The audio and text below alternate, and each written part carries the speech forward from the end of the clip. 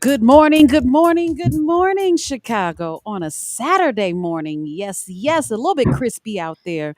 My name is LaDonna Raeh, and I am your co-host on the Wake Up Show Chicago. Of course, I'm co-host to Dr. Larry Ivory. Before we get started, I just got an Amber Alert. Riverdale, Illinois, 2010 Silver Acura MDX IL license plate F is in Frank, E is in Edward, 60619. If seen, please call 911.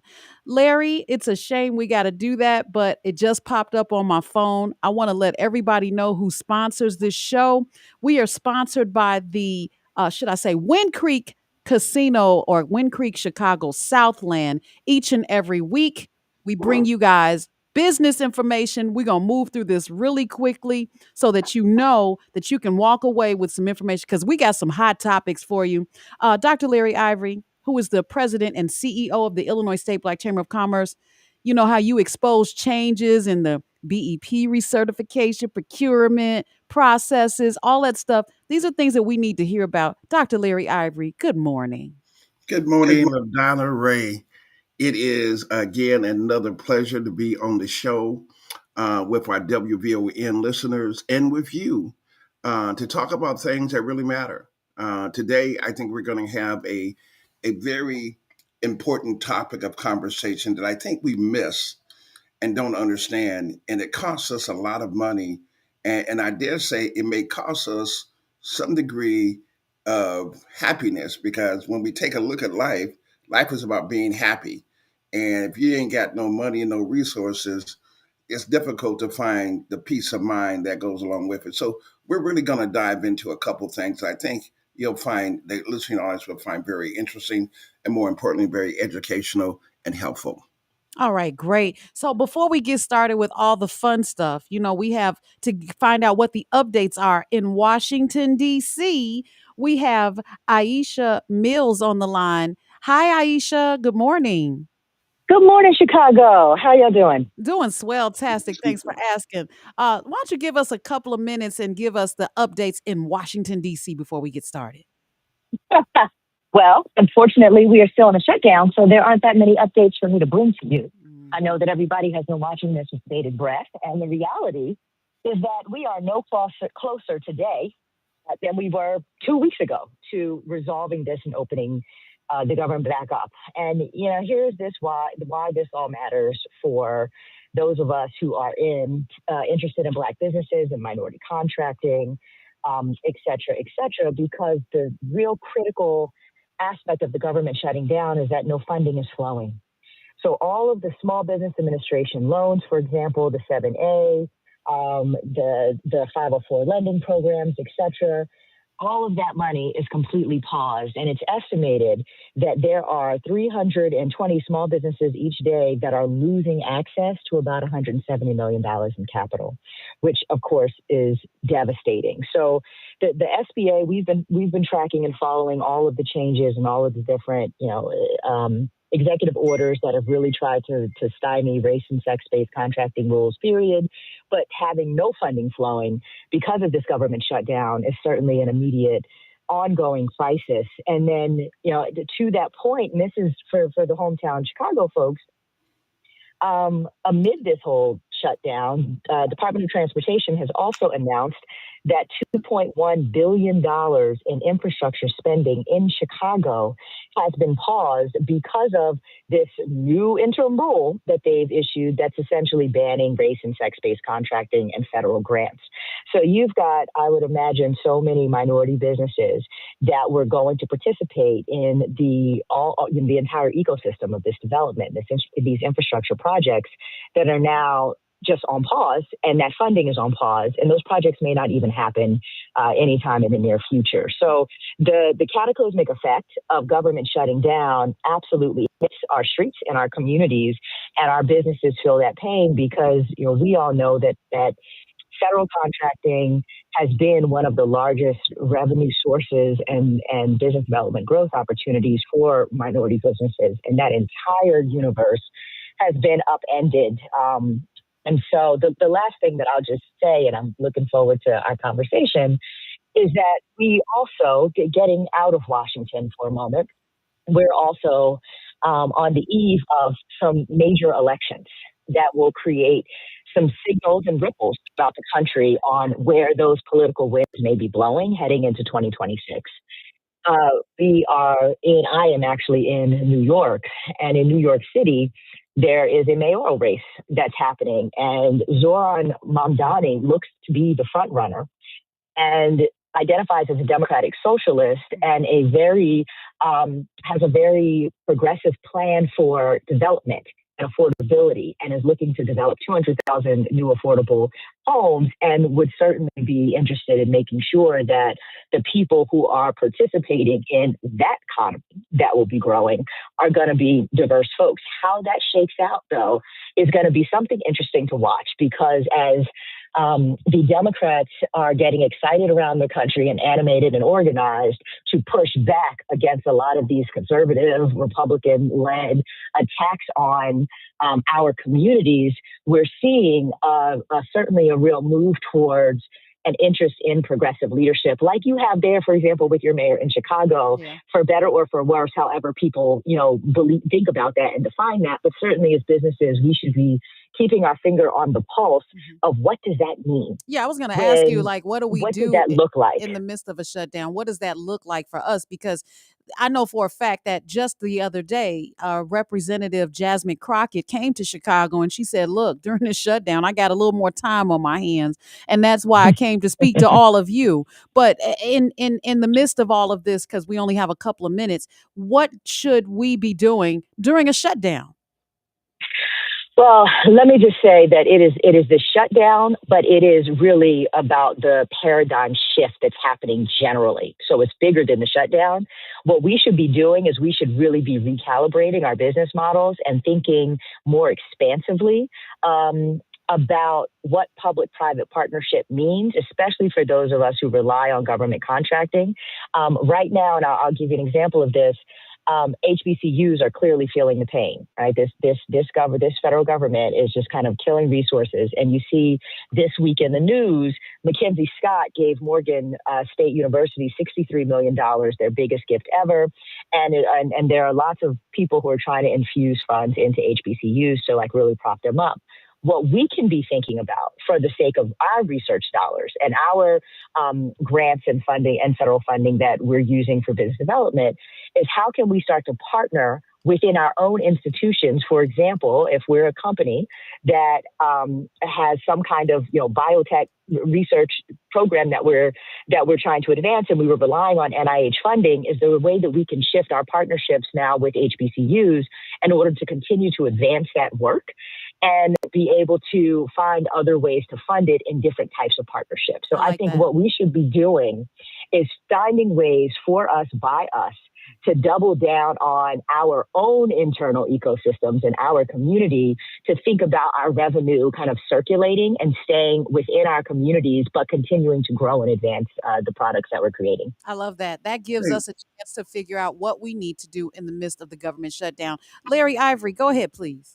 Yeah, again, thanks, Phoenix Strategies, for being our eyes and ears on Capitol Hill. You mentioned something that is alarming when you mentioned that the 2 point something billion dollar infrastructure to the Illinois Department of Transportation that they have defunded. I find it very interesting, just amazing, or just it's hard to even understand that here we are with a president who is selectively picking blue states and red states to defund and fund. That has never happened, I believe, in the history that's been so blatant. Maybe it's happened, in different places, and I don't know.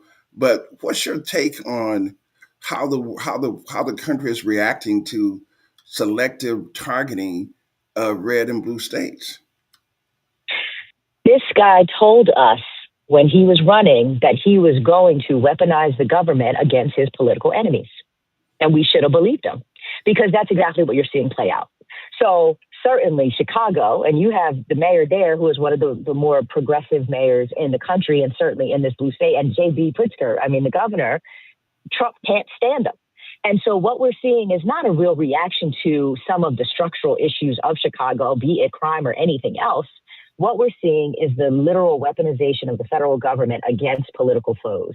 And unfortunately, there are going to be a lot of casualties in this because this isn't a fight about principle or policy. This is a political witch hunt that's going down. And what you're observing, I mean, I think that we talk about this and we're still so shocked that it's happening in front of our eyes that we don't want to believe it. Like, are we really seeing them go after blue states and give more to red states? Is that what's happening? And I just want to affirm for our listeners today, absolutely, yes, that's what's happening. You are not crazy. That is exactly what's going on. And the protests that we are seeing in the street, we just had the No Kings marches all over the country that were, massive turnout. People are not going to sit idly by, and this is a time to demonstrate. And I'll just say for those folks who are anxious, rightfully so, that are leaders in the business community and who are quiet, who are sitting by silently and saying nothing because you don't want to have a target on your back. Now is not the time to do nothing because your silence is not going to protect you. And so I do think that one of the other things that we can consider and organize around is what is the opportunity for businesses to start to rise up and use their collective voices, to really start to push back against a lot of this chaos. And there's an economic conversation, and Phoenix Strategies is happy and excited to kind of work with you all and anybody who's listening to really help you hone your economic and business voice to have impact that is not hyper political, because we're talking about money and how the economy works, right? So we don't need to get into the Donald Trump nastiness, but we can talk about how deleterious all of these political decisions about policy are on to the actual local economies that are being really impacted. And I would like to see more of our minority businesses step up and be willing to have those conversations and to make those statements, because just being afraid, thinking that you're going to lose something, you're already losing. They're already killing contracting. They're already coming for us. And so at some point, 10 years from now, we'll look back and we'll have to ask ourselves, what did we do in this moment? And I think that we should all be doing and saying something. Yeah. Well, ladies and gentlemen, Aisha Mills with Phoenix Strategies. Tell us what we can do to keep up with you guys before we let you go. Yes. So you can check us out at phoenixstrategies.co, and we are a full service public affairs, government affairs, and communication shop. So if anyone needs a consultation, just want to have a sidebar conversation with me, I'm always open to just chat about specific situations, and we can, offer counsel and help you make decisions for 2026. And then you can personally find and follow me. I'm Aisha, AISHA Mills, everywhere. So please do shout us out. Thank you very much, Aisha. You're always well. We'll see you in a couple of weeks. Every other week, guys, we'll have an update on Washington from Phoenix Strategies, and the rotating crew will be right here with you on the Wake Up Show Chicago. Thanks, Aisha. Take care. Appreciate y'all. Have a good day. All right, Larry, we got to bring in our part of our core team at the Illinois State Black Chamber of Commerce. Joining us this morning is someone whose name carries power and purpose. Yes, his name is Universal Prather, a respected voice in our community, known for his unwavering, should I say, data analysis. This brother is carrying a master's in the field of choice and bringing it strongly to the chamber and to all of you. Ladies and gentlemen, Mr. Universal Prather has joined us on StreamYard. Those of you that are watching on Facebook, please share the show. And Universal, thank you and welcome. Hello, and good morning. Good morning. Good morning. Um, Larry, now that we have our esteemed guests on as well, what's going on locally? We got the update in Washington, but what's going on in Chicago? I know there's a lot of fans turning, but what's hitting the fan? Well, I would say, LaDonna, we always say that all politics are local.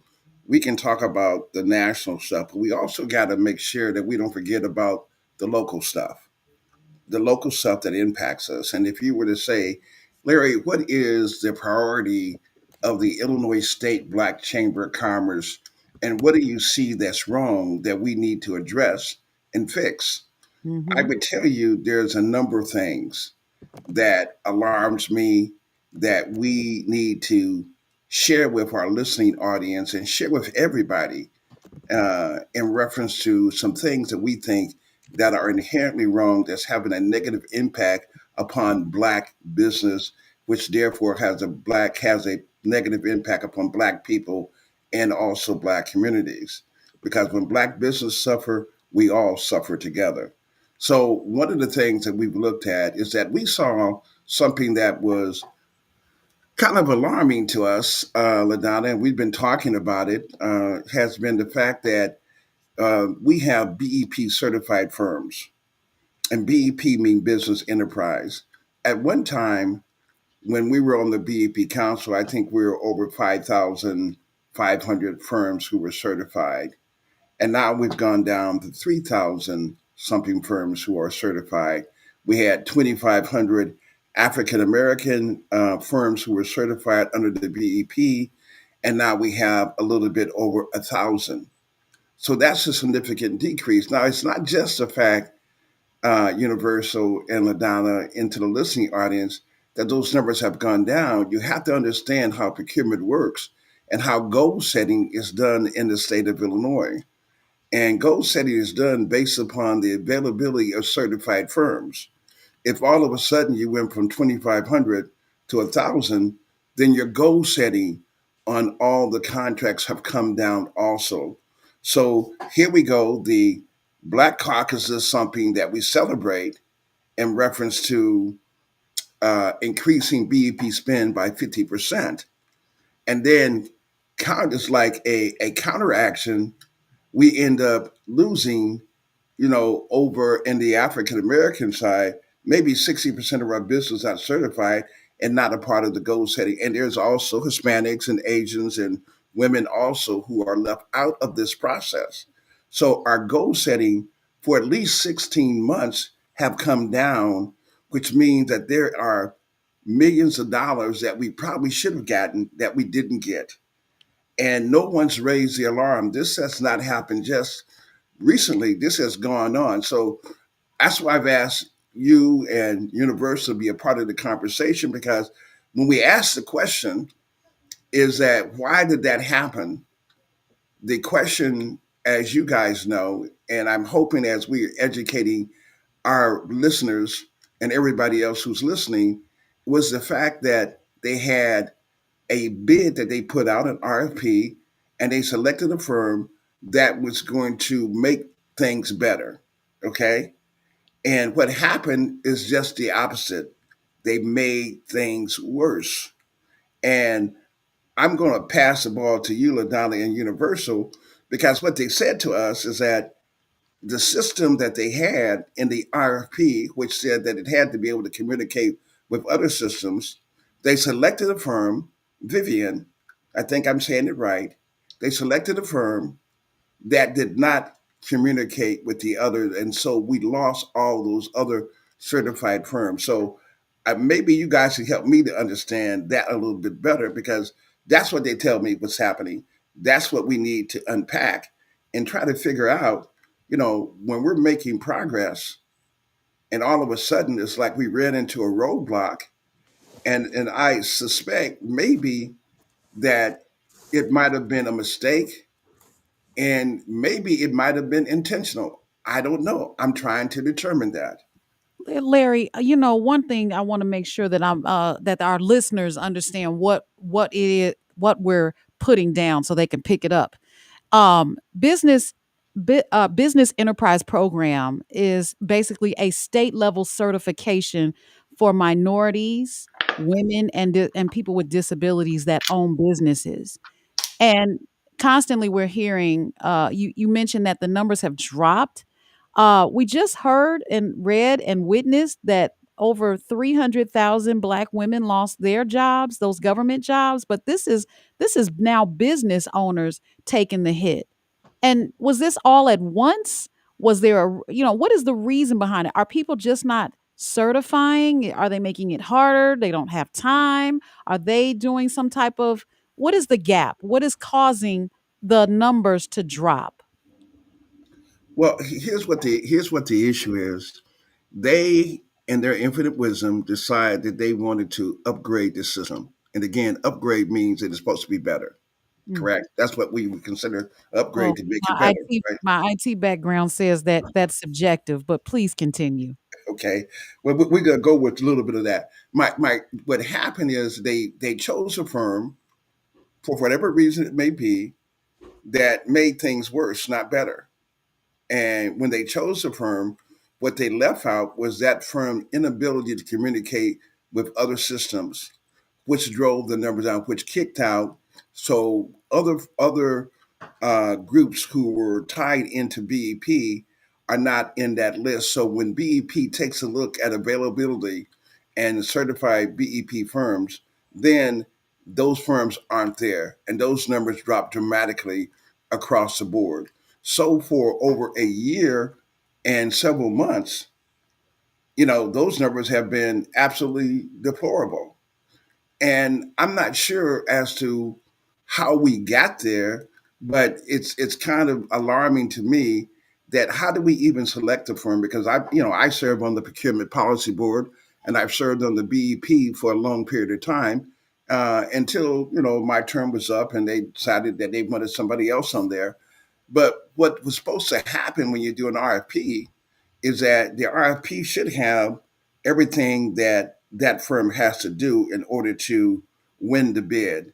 And I think, if I'm not mistaken, because we're doing a foyer to make Mm. sure that we get the RFP so we can be exact. But my understanding is that was a part of the RFP. So how do you end up selecting a firm that doesn't have that ability? And normal procurement rules, they would be automatically excluded from the bid. But someone made a decision. I don't know who that someone was, but someone made a decision. And normally, what happens in procurement is that they have a selection committee. And this selection committee is made up of what they consider to be people who understand what needs to be done. And they make a decision. I want to know how they made that decision. So we're going to be requesting the scores to Well, wait, see if. Larry. Well, I just want to make sure we get universal in, and I'm only interrupting you because Go you right ahead. started off with the I'm, certification, and now we're at the selection process. The certification is still not fixed. When you say that the certification is where the system was not talking to other system, that is not a system. I was on the call, and when I heard I'll be nice. When I heard the faux pas, and the faux pas didn't make sense. The dots were not connected. Anytime you upgrade a system, ladies and gentlemen, anytime a system is upgraded, you don't upgrade on live data. Okay. You have test data parallel running so that you can test the system in live data, but you don't use the actual live data. It's a backup. And when you see that the systems are not connected, because a system is just one thing, it's not systems. You make a system out of multiple processes. When you see that that is not connected, you don't move forward with pushing forth the live data and then expecting people to kind of fall in line and then discover, and I put that in air quotes, that there's a problem. I want to bring Universal into the call because I'm getting frustrated myself. Hi, Universal. Please give us Hey, your take on this, because you were on the call as well, but you give us your take, because you've got a lot of data background, and I want to make sure that we give you the floor. yeah, thank you for the introduction. And the kitchen is most definitely hot. When technology goes wrong in the government, it just doesn't cause glitches, right? It causes gaps in opportunity, and the opportunities that many of the BEP vendors were seeking and work hard for, and they work hard to get these certifications and put these bids in to be able to get the benefits that they were seeking to get. And when the vendors are left out, right, they're just left out in the cold. Um, the question here is, how can we begin to unpack what's going on here? All right, when we start looking at the technology and we start looking at migrations, um, technology migrations are supposed to have a follow-up plan. They're supposed to have backups. They're supposed to have testings. They're supposed to have rollbacks. So, how does a migration that impacts thousands of vendors move forward without the safeguards that should be set in place? right? And these are some legitimate questions, right? Uh, what does it say about our digital infrastructure or their digital infrastructure? When a single system changes, can erase access for hundreds of vendors and vendors with the certifications that they have. And this also at the core creates most definitely mistrust, and here we are with hundreds of vendors left out in the cold. Yeah. Well, I think that's the issue, guys. Is that one, how did it happen? And you techie people, I'm not a techie, but I know enough about the fact that in procurement, that when they do an RFP, that in that RFP, that was supposed to be a part of the selection process. Then, if that didn't happen, then I'm trying to figure out why was that company selected, and how did the selection team make that selection, and if they made that selection, if and that's why I want to see the scores, because I want to make sure that we got the facts. I don't want to, just spout off something what I think in theory. I want to make sure that our audience is well informed. So what we have a caveat on is that we're looking for the information, the data. We're going to bring it back to our listening audience. We're going to get it out to the Black Caucus. We're going to get it out to the community, the Black media, Black newspaper, Black radio, Black TV. We want people to understand that there is something that's broken, and they need to show us how they're going to fix it, because the other side, even when they fix it and say they get the system to communicate, the problem is how much money did we lose that we didn't get because the goal settings might have been different. And we need to be able to tabulate that to see what was the economic impact on that. Yeah, The this other sounds like question, slavery all over again. I mean, yeah, the money that we've missed out on over and over and over again, we're starting over. yeah, and that's what's really frustrating in my long tenure in understanding procurement, is that I've seen the good, bad, and the ugly. This is unfortunate. I think there's some great people. My shout out to Bruce Montgomery for his leadership on the CEI Commission. And I think there's some great people, but somewhere along the line, somebody missed something that was Mhm. essentially very important to Black business, and no one said, ouch. There's been no real outcry. It's our job as a chamber to inform Black business all around the state of Illinois and our friends that this is a problem and we want the problem fixed. It And is speaking not. of problems, Larry, I just got an update that the national DBE certifications and contracts are canceled. Absolutely. That's another. That's on the national level, dealing with the Yeah. Federal Highway Administration. So we're being attacked on the national level, and when we look locally, we're getting our heads handed to us locally by some mistakes that people are making that requires us to do more work and try to change those numbers. So they really need to have a program or a system in place where they're reaching out to organizations like ourselves, like Melinda Kelly, like Beco, all those companies, and saying, okay, guys, I need you to help. I need you to help us get those who were certified. Give us a list of those so we can begin to help our people get back into the game and get the system communicating. I'm But gonna we take you still one want further, Larry. I'm gonna take you one further, Larry, because this is important. We only have a few more minutes. Not just give us a list. If you were DBE certified, if you can hear the sound of our voices, if you were previously DBE certified, chances are, as of November 24th, you are no longer DBE certified.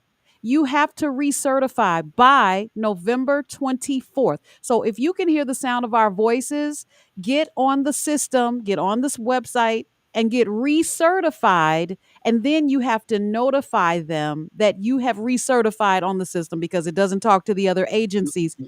You have to do this manually. Yeah, LaDonna, and I then think. maybe for real quick, it's important to distinguish for our audience because we talked about DB Mhm. certification. That's highway transportation. That's CTA. Those are other organization pays. When we talk about BEP certification, that is state certification. That's if you're a security guard, if you're doing anything, a painter, anything in that category where you're buying goods and services, offering consulting contracts. That's BEP certified for the state of Illinois.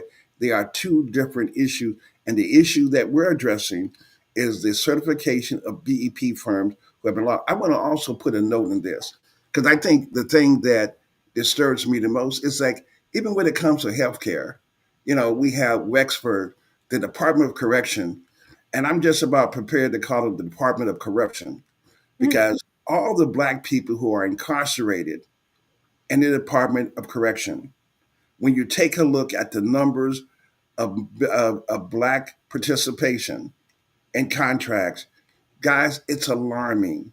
And when you have people like, and I'm just putting the pen in it, and the Black Caucus, the speaker, everybody should be aware of this, is that here you have Wexford, who was kicked out or for some reason terminated, and they found another vendor and they did an emergency contract. When you do an emergency contract, means that you don't have to go out for formal bid because it's an emergency. But they still have an obligation to identify other firms that they can participate. Dr. Sterling, Simcoe Solution, should have won the contract in the beginning. And, and they were supposed to put this out for rebid because he ran the complaint.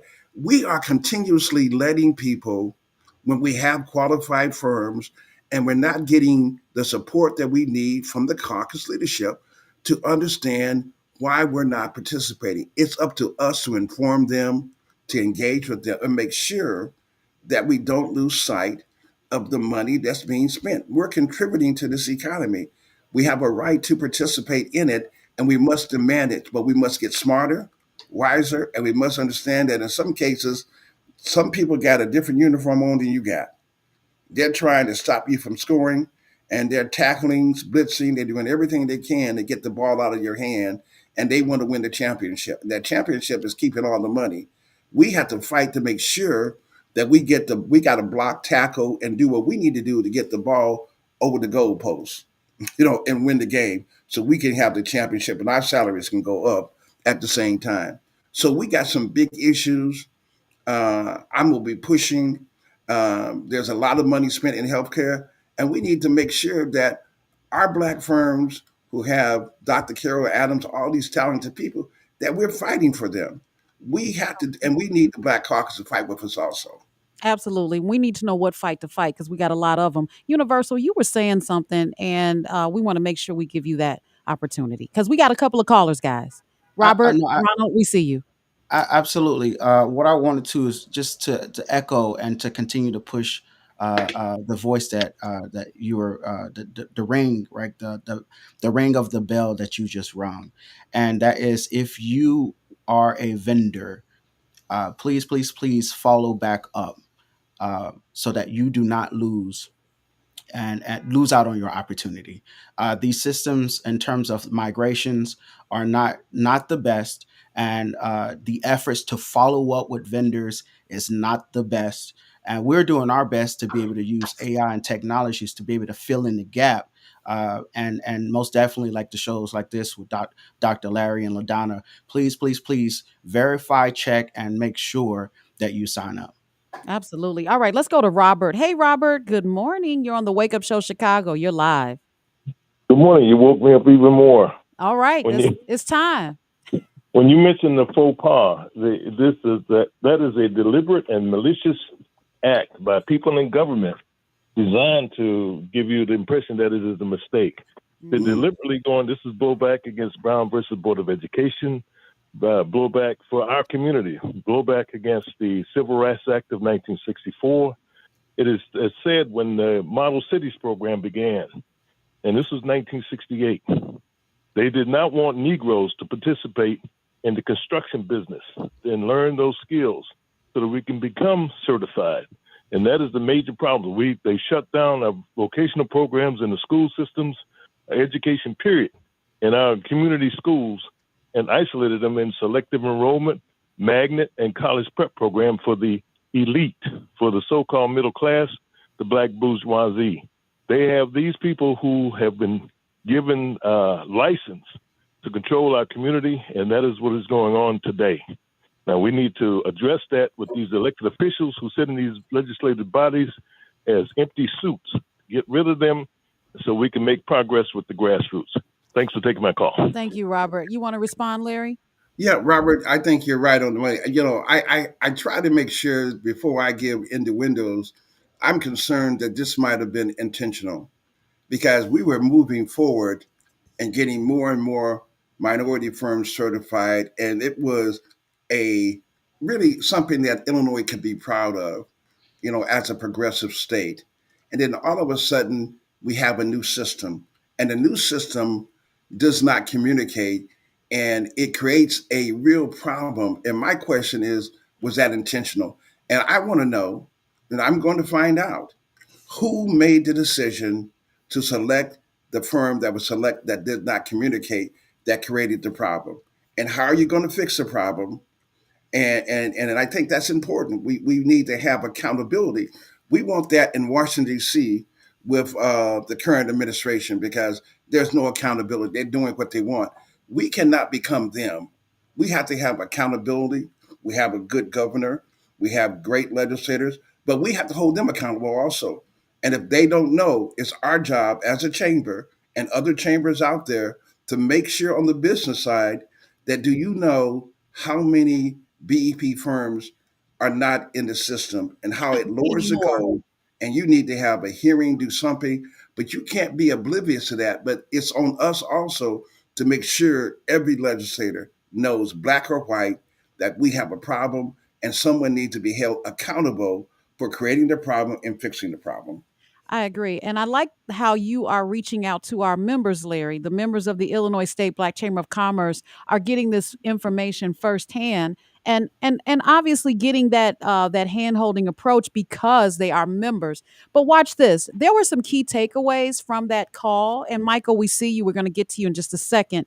There's no more presumptive disadvantage. You're not just automatically disadvantaged because you're black. That was made clear. The applicants must now provide a personal narrative that clearly shows how they are socially and economically disadvantaged. So you can't use race and gender alone. You can't lead with that, people. And then that personal net worth statement. Personal net worth statement is now needed, and this is updated. This is an updated federal form that is required. Along with that, you have a mandatory submission deadline. All narratives and personal net worth forms must be submitted to the certifying agency by November 24th. Failure to submit is decertification. So you cannot walk in saying you're certified because you're not if you did not follow these steps. I just wanted to put that out there, Larry, and we do have a caller. Hey, LaDonna, I make clear that that's the DBE certification with Yeah, the with sorry. IDOT. I just want to make sure that as we're talking about one, we don't get them mixed up because you and I understand it, but we got to be Sure, very sure. careful that the audience understands it also which one we're talking about. Right. The what I have here is the U.S. Department of Transportation and Absolutely. UCP agencies. All Right. right, let's get to Michael. Hey, Mike. Mike, you're live. Um, There you go. We can hear you now. Hi, good afternoon. Afternoon, sir. I wanted to find out if there is any type of legal. I believe. Well. First of all, Robert was absolutely correct in his far as assertions, and I believe that what needs to happen is the Illinois Chamber of Commerce needs to get together with the Cook County Bar Association because we've got 102 counties here in the state where black businesses will not be dealt with, and this is a federal mandate. And the Department of Commerce and Economic Far as Opportunity here in the state is supposed to be the middle person. So what is there? Does anybody know what is the director's point of view, and how is he going to make sure that African Americans in this state get their fair share? We're not talking about nobody giving us anything, giving us far as opportunity. We're talking about the fact that our tax dollars provide business far as opportunities for us in this state. as someone who used to walk the halls of power, I know that departments and administration people can do you in quicker than a legislative person can do. But the legislative person can be the ally to make sure that the organization gets visibility with the director to deal with the solution, not just the problem. So my question is also, where's Chris Welch at? All right. Larry, I want to give you an opportunity to respond. Thank you, Mike. Yeah, well, I think it's important that when you talk about the DCO or Department of Commerce and their role on this BEP issue, they don't really have much of a role in that, quite frankly. They have their own problems that we need to address when it comes to being the economic arm for the state and how they give out grants and opportunity and how difficult it is sometimes. That's a different story. That's a different fight. And there are many fights, like you said, LaDonna, that as Black people, we're constantly having to protect ourselves. And if we don't, stand up and speak out, they believe in letting sleeping dogs lie. If we do not raise our voice, they will continue as is. The only thing people respond to from a political side is when people get out and exercise their voice. A government for the people, by the people, shall not perish. That means the people have the power. But if people don't stand up, if they don't make this a priority of economic participation and fight with us and tell their friends that we can no longer sit idly by, because the ultimate goal in life, I think, is to be happy. And you cannot be happy with no money and no resources. At the end of the day, you're putting money in, but you're getting very little money out. It's Mhm. our job as a chamber to sound the alarm, to talk to our friends, to talk to our legislators, and get them to understand these are some problems. The other thing I'll mention real quickly, Dan, because I know we're running out of time, is Mhm. that we talked about the sheltered market. And since I've been off the BEP Council, I don't think we've done a sheltered market. It hasn't happened for years. It took 7 years to get it done. And then once we did it a couple of times, it stopped. That's intentional. That's by design. At every BEP Council meeting, this is what the rules and the statutes say. There shall be an opportunity to address discrimination. And if you find there is discrimination, you shall establish a sheltered market to correct the discrimination, and it can be negotiated, non negotiated bid.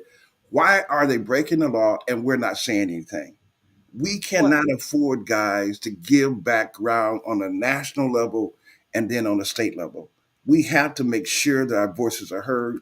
That's what the chamber is here. Black business out there that under our voice understand that we're fighting for you.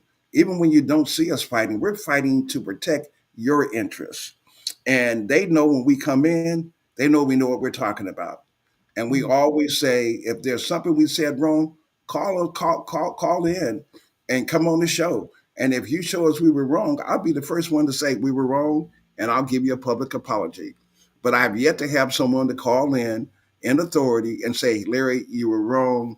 Let's correct this. And we want to correct it. If we got wrong information, let's correct it.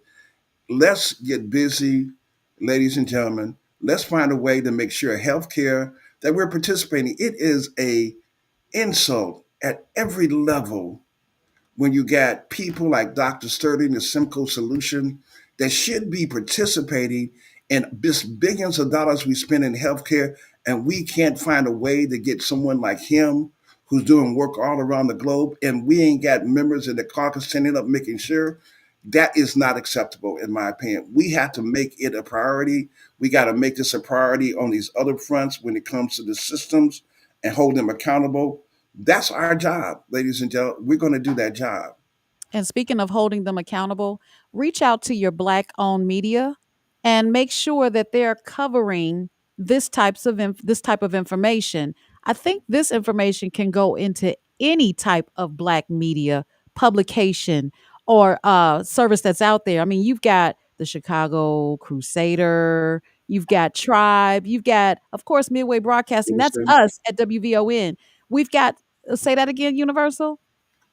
You got Citizen, you got Citizen, yes, thank you. I the thought that was Times Weekly, and we will be reaching out to all our friends, and we will putting op eds in every newspaper. We are going to be talking about this on every radio station. Mhm. So those who are in the way and blocking us, and we know you got a different uniform on than we, and you're trying to stop us from scoring, so we never get the championship and make the money that you're making. But we refuse to be defeated, and we refuse to take it and just let you score 64 to nothing on the football field, and we never get a chance to run the ball into the end zone. I'm running the ball in the end zone. You might as well prepare yourself because the chamber is getting ready to make sure we'll continue to fight for economic equity for Black people. You know, it's important. We're not going to quit. Now, that Universal, I want to give you some your final thoughts, and then we're going to move on to closing out the show. Absolutely. One thing, one analogy, just off the heat of what Dr. Larry is saying is there's the great comeback with Buffalo Bills, and I think this is for those of you who understand sports, know the reference that I'm making. This is the great comeback. We're still in the game, guys. We're still alive. Um, we're not dead, unalived. We're here, we're conscious, we're breathing, and God shall have it. If you have it within yourselves to stand up for righteousness and to get into action, unite. This is really a call for unification and come together as a people.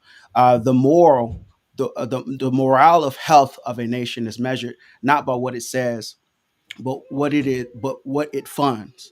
All right. The moral health of a nation is measured not by what it says, but what it funds. And if you can look at the data and see where the funds are going, right? So we need to make sure that we're not only at the table, but we're ready to create a table and to make sure that we begin our process to not become the menu on the table. I'm a little disappointed that you didn't use the Bears. We've been kicking butt every single game lately. How dare Yeah, you go to the other four in a team? row.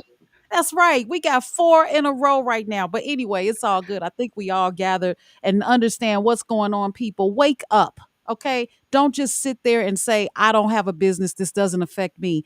But that's what this was a powerful conversation, especially from Washington, D.C., all the way home. And when Black businesses lose contracts, our entire community loses. Please go to ilbcc.org and fill out that membership page. Become a member. And if you do not feel comfortable becoming a member just yet, then join our newsletter. Send us an email, info@ilbcc.org. Membership has its privileges, and we want to send a special thank you to WVON 1690, Melody Span Cooper, and Pierre Cooper. Shout out to them for allowing us to be on this platform and speak to all of you. And we certainly want to thank Wind Creek Chicago Southland because they are a member too. What you got, Larry? I'll give you the closing. I said everything. Follow us on social media. I think I missed that, but people, I assume they know to do that. Yeah. Well, hey, Universal made a comment last night as we were talking about the issues that impact Black businesses and Black people. You made the comment about the guy said they came after the Class A, and it didn't concern me, so I didn't say anything. They Right. came after Class B, and Mm. since I wasn't Class B, I didn't do anything. They came at the Class C, and it didn't concern. But they came at the Class D, and that was my class, and I was looking for help, and it was too late. Everybody else was gone. We have to understand that Black economics impact all of us in every way. You cannot avoid yourself from no different than avoiding yourself from understanding tariffs and the impact it has on consumers. We are all affected by it. We can't continue to make contributions, win Olympics, fight in wars, and then get such a low participation at the federal level and even at the state level. It's our responsibility to make sure that our kids have a better life. And we can only have a better life when we create more economic opportunity. We ain't asking for anything. We ain't begging for nothing. We deserve this because we make the contribution. We deserve. All right, guys, I'm heading over to the Global Mixed event with Mary Datcher. I am the AI moderator for the AI panelists. So I'm heading over to Malcolm X College, and I will see you guys on Monday on the afternoon show, the all new afternoon show with Atiwa Buchanan and LaDonna Raeh. Bye bye for now. Get ready to wake up to the pulse of progress as we amplify voices, break barriers, and illuminate the path towards a more inclusive tomorrow. Follow us across the socials at The Wake Up Show Chicago. Be sure to like,